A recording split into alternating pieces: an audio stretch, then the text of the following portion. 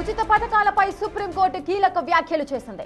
రాష్ట్రాల ఆదాయం జీతాలు ఉచితాలకే సరిపోతోందని వ్యాఖ్యానించింది. ఉచితాల పేరుతో చేపడుతున్న పథకాలు అభివృద్ధికి ఆటంకం కలిగిస్తాయని అభిప్రాయపడింది సుప్రీంకోర్టు. భూస్వాములు సైతం ఉచిత విద్యుత్ పొందుతున్నారంటూ ఘాటు వ్యాఖ్యలు చేసింది. ఈ విషయంలో 4 వారాల్లో సమాధానం చెప్పాలని కేంద్రం ప్రతివాదులకు సుప్రీం నోటీసులు జారీ చేసింది.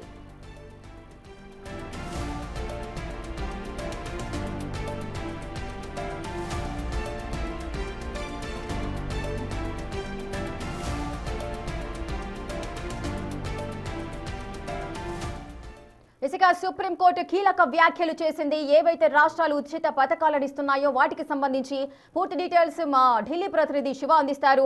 శివ, అటు జీతాలు ఉచితాలకే సరిపోతున్నాయి, రాష్ట్ర ఆదాయం కూడా అసలు ఈ ఉచితాలు భూస్వాములు కూడా తీసుకుంటున్నారు, ఉచిత కరెంటును పొందుతున్నారు అంటూ కూడా కీలకమైన వ్యాఖ్యలు చేస్తోంది సుప్రీంకోర్టు. ఈ అంశాన్ని ఏ విధంగా చూడొచ్చు? సుప్రీం ఇంకా ఎటువంటి వ్యాఖ్యలు చేసింది?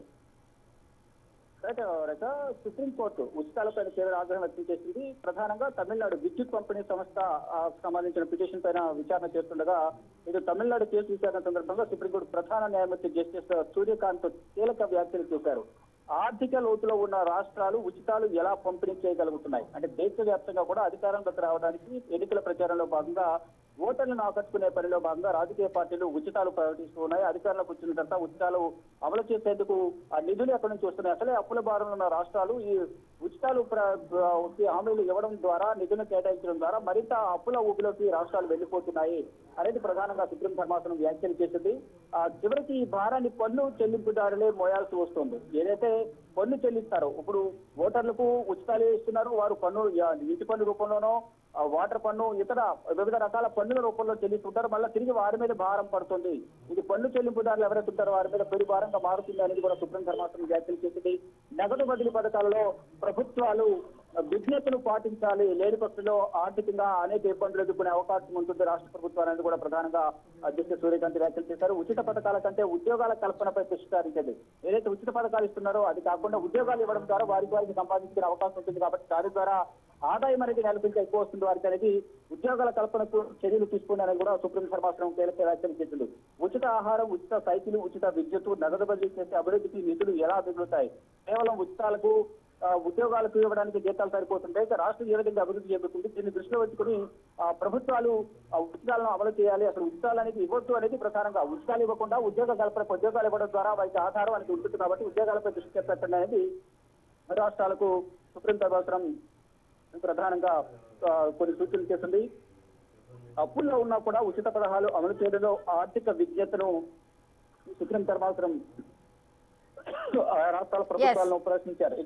రైట్ శివ, చాలా వరకు కూడా ఒకవేళ నిజమైన లబ్ధిదారులకే ఇటువంటి పథకాలు అందుతున్నాయి అంటే చాలా వరకు 99% కూడా కాదు అని చెప్పుకోవచ్చు. ఎందుకంటే అనేక మంది భూస్వాములు ఉన్నప్పటికీ కూడా ఇటువంటి ఉచితాలను వారు కూడా లబ్ధి పొందుతూ ఉంటారు. సో అటువంటి నేపథ్యంలో రాష్ట్రానికి సంబంధించిన అప్పులు కూడా పెరిగే పరిస్థితులు ఉంటాయి. ఆల్రెడీ రాష్ట్రం ఆర్థిక నష్టంతో కూరుకుపోతున్నప్పుడు ఇటువంటి ఉచితాలు చేపట్టడం వల్ల ఏంటి లాభం అంటూ కూడా సుప్రీం అయితే వ్యాఖ్యానించిన సందర్భాలు ఉన్నాయి. మరి ఈ వ్యాఖ్యలను రాష్ట్ర ప్రభుత్వాలు ఎవరైతే ఉచితాలను అందిస్తున్నారో వారు మళ్ళీ క్రాస్ చెక్ చేసుకునే అవకాశాలు ఏమైనా ఉన్నాయా? ఈ వ్యాఖ్యలని వారు పరిగణిస్తారనుకోవచ్చా? డెఫినెట్ గా బిలో ప్రావర్టీ ఎవరైతే ఉన్నారో లైన్ లో ఉన్నారో, బీపీఎల్ లైన్ లో ఎవరైతే ఉన్నారో అటువంటి వారికి మాత్రమే ఈ ఉచితాలు అనేది ఇవ్వాలి అనేది కూడా మొదటి నుంచి అందరూ భావిస్తున్నారు. కానీ దీంట్లో భాగస్వాములు అంటే భూస్వాములు కూడా దీంట్లో ఉండటం వల్ల వారికి వ్యవసాయానికి సంబంధించి రాష్ట్ర ప్రభుత్వం నుంచి మరొక కేంద్ర ప్రభుత్వం ఏదైతే వారికి వ్యవసాయదారులకు అంటే పథకాలు అవుతున్నాయి అవి కూడా వారు భూస్వాములు కూడా తీసుకుంటున్నారు. దాని ద్వారా ప్రభుత్వం పైన మరింత భారం పడుతోంది. ఇవన్నీ కూడా అంటే ఒక సర్వే ద్వారా నిర్వహించడం ద్వారా ఎవరు పేదవారు, ఎవరు ఉన్నవారు అనే విద్యావంతులు అలాగే విద్యావంతులు ఉద్యోగాలు కల్పించడం ద్వారా ఈ పథకాలు ఇవ్వకుండా రాష్ట్రాన్ని ఆర్థిక నష్టం అంటే ఆర్థిక భారం అనేది ఎక్కువ అవుతున్న నేపథ్యంలో ఆర్థికంగా నష్టపోకుండా చూడొచ్చు. దాని గురించి ఒక పునరాలోచన చేయాలి ప్రభుత్వాలు. అసలు ఉచితాలు అనేది ప్రకటించవద్దు. ఉచితాలు ఇవ్వకుండా ఉద్యోగ కల్పనకు ప్రధానంగా దృష్టి సారించండి. ఈ ఉచితాలు ఇవ్వడం ద్వారా భూస్వాములు కూడా దీని ద్వారా లబ్ధి పొందుతున్నారు. అవన్నీ కూడా చెక్ చేసుకుని ఇటువంటి పథకాలు అమలు చేస్తే బాగుంటుంది అనేది కూడా అందరూ అభిప్రాయపడుతున్నారు. కానీ సుప్రీంకోర్టు మాత్రం అసలు ఉచితాలు వద్దు అనేది కీలక వ్యాఖ్యలు చేస్తుంది. దీని ద్వారా ఉచితాలకు ఇవ్వడానికి జీతాలకు ఇవ్వడానికి రాష్ట్ర ఆదాయం దానికే సరిపోతుంది, ఇంకా అభివృద్ధి చేయడానికి ఎక్కడ సరిపోతుంది, ఆదాయం ఎక్కడికి వస్తుంది అనేది ప్రధానంగా సుప్రీం ధర్మాసనం సుప్రీంకోర్టు ప్రధాన న్యాయమూర్తి సీజే వ్యాఖ్యలు చేసిన నేపథ్యంలో ఫర్దర్ గారైనా రాజకీయ పార్టీలు ఆ దిశగా ఆలోచన చేస్తాయా, లేకపోతే రాజకీయ స్వార్థంలో భాగంగా ఉచిత హామీలు ప్రకటిస్తేనే మేము అధికారంలోకి వస్తామని భావించిన రాజకీయ పార్టీలు ప్రతి ఒక్క పార్టీ కూడా ఉచిత హామీలు ఇచ్చి అధికారంలోకి వస్తూ ఉన్నారు. దానిలో భాగంగానే అన్ని రాష్ట్రాల్లో కూడా ఈ ఉచిత పథకాలను రాజకీయ పార్టీలు ప్రకటిస్తున్నాయి. ఆ పథకాల వైపు ఓటర్లు కూడా మొగ్గు చూపి అటువంటి వారికి ఓటు వేయడం, తర్వాత అధికారంలోకి వచ్చిన తర్వాత ఆ పథకాలను అమలు చేయక తప్పని పరిస్థితి దీని ద్వారా రాష్ట్ర ఆర్థిక పరిస్థితిపై తీవ్ర భారం అయితే పడుతుంది. Rekha. Right, thank you Shiva, thanks for the details. Right, చూస్తున్నారు కదా అటు సుప్రీంకోర్టు ఉచితాలకు సంబంధించిన కీలక వ్యాఖ్యలు అయితే చేయడం జరిగింది. రాష్ట్రాల ఆదాయము అటు జీతాలు ఉచితాలకే సరిపోతోందంటూ కూడా కీలక వ్యాఖ్యలు చేసింది. అటు ఉచితాల పేరుతో చేపడుతున్న ఏవైతే పథకాలు ఉంటాయో అవన్నీ కూడా అభివృద్ధికి ఆటంకం కలిగిస్తున్నాయని సుప్రీంకోర్టు అభిప్రాయపడింది. భూస్వాములు కూడా ఉచిత విద్యుత్ పొందుతున్నారంటూ ఘాటు వ్యాఖ్యలు చేసింది సుప్రీం.